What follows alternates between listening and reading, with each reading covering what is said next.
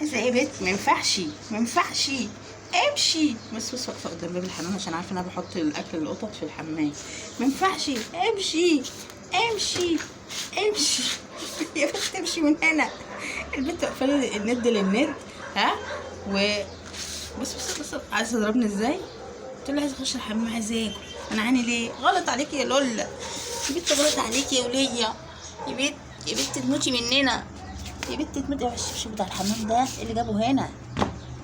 ها غلط عليكي يا لوزه. لوزه غلط يا حبيبتي. بولتي زعلانين مني. ها وامهم بصوا امهم تقول لي افتحي لهم الحمام ياكلوا. جابتهم لحد عندي الهانم. ها واخدين بالكم؟ جابتهم لحد باب الحمام كده ونونوت يعني افتحي لهم عشان يخشوا ياكلوا. والله انا جوزي بيقول لي هي عارفه مصلحتهم، وفي ناس تقول لي برضو هي الام بتبقى عارفه مصلحه عيالها، بس ما ينفعش. ده لسه متموش شهرين، ده شهر ونص يا رجاله.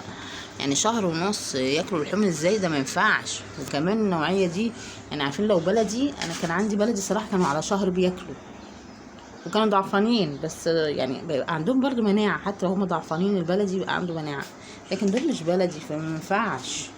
هي عايزه تاكلهم علشان عايزه تخف من عليها رضاعه، بس حرام. يعني لو اكلتهم دلوقتي ممكن الكليه بتاعتهم ما تتحملش، يعني ما تستحملش اللحوم. فانا حاطه لهم جوه. بس حاطه لهم طبق لبن كده بالفينو. لا مش عايزين، هما شامين ريحه اللحوم عايزين لحوم. شايفين قله الادب؟ زعلانين مني بقى، خصوصا البت الرمادي قلة الادب اللي هناك دي. ها قاعده تضرب فيا وزعلانه مني وتناونه ونزلينا نزلين. بس يأست بقى خلاص، قالت خلاص انا اقدر ارضعهم احسن. ايوه يا اختي ايوه يا اختي ايوه يا اختي مش ناقصين. اختي اختي بصي لها ماما ازاي. ماما امي يا خلاص مش عايزه اقول لكم انا لسه ما صليتش العصر، وحرام جدا لانه مدة من بدري صراحه، ولا عملت اكل. يا دوبك يعني يا دوبك غديت القطط ما شاء الله وفطرنا.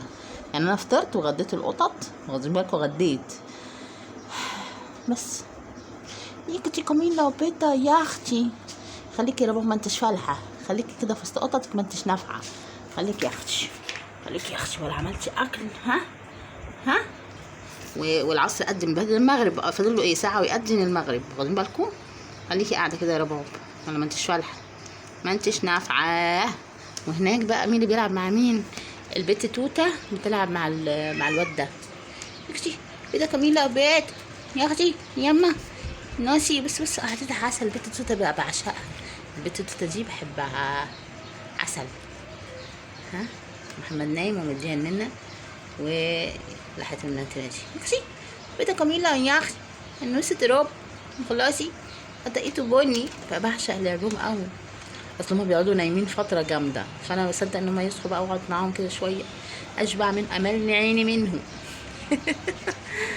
يلا هقوم بقى معلش عشان حرام برضك اروح اصلي العصر واخش اشوف لنا بقى احنا اكل نعمله النهارده عشان عيب النهارده الجمعه كمان.